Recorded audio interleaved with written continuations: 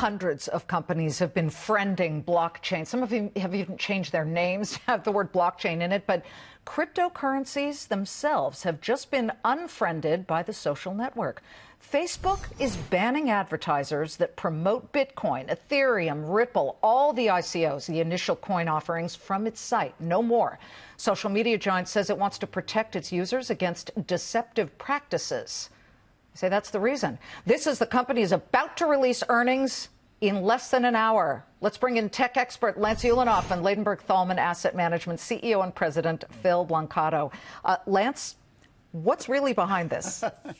Well, I mean, look, Facebook's come through a rough year and a half with all of this fake news that they basically kind of drove through on the social network, and now they're just sort of nervous about anything that even smells a little funny. And here's the thing about cryptocurrencies.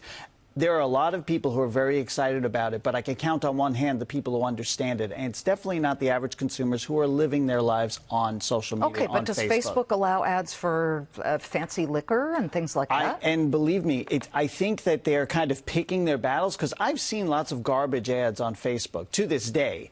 But because there's so much heat and interest around cryptocurrencies, they're kind of jumping all over it. Phil, is this going to hurt their revenues in the future if Bitcoin really gains momentum? I know Bill Lee and Sarge just said they're not into it at all. But listen, some of us are old fogies here, and we're not ready to embrace Bitcoin. But what if it does become something very real and successful, and they're not allowing ads for it? You know, I have to agree with them. I don't think it's a good idea to play in that space yet. There's too much speculation. To some of the comments made earlier, you have a situation where it's not regulated, it's not backed by a country, it's not trackable, it's far too uncertain. And to put the average retail person in that sphere, it's just not a good idea. They get no upside from this. There's no benefit. I don't blame them. I think it's a good move. Do you think, Lance, and here come the black helicopter theories, but we know that the first Bitcoin billionaires are now the Winklevoss brothers, who had been, of course, the ones who had sued Mark Zuckerberg, saying they were the original idea guys behind Facebook. And they took some of the $65 million settlement and spent it on Bitcoin, and now they're billionaires, too. Was he trying to swat at those guys? He still hold the grudge? I don't know. They're just looking really, really smart right now. But no, I really don't think it's that. You know, Mark Zuckerberg is kind of walking around like a wounded puppy right now, trying to explain himself and explain Facebook.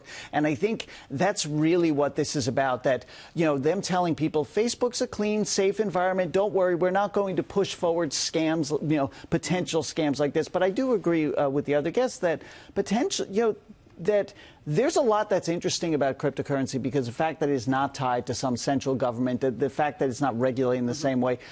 You do want people to learn about this. It's not going away anytime soon. And Facebook is actually a good place to learn about this if they're allowed to. Yeah, tell that to the Winklevoss twins who, you know, missed out on billions with Facebook. Need to focus if they focus on the soon-to-be 2 billion customers that they have, their ad revenue and the ability to drive revenue through it, that's what they get to focus on. Getting caught up in this and the black helicopter, it's not worth it for them. They don't need to have a misstep. I get that, but now he's going to be asked about it in the earnings numbers. And quickly, how do you, Phil, think that they will do today, especially considering, will we see any sort of after event or aftershock from the changing of the news feed?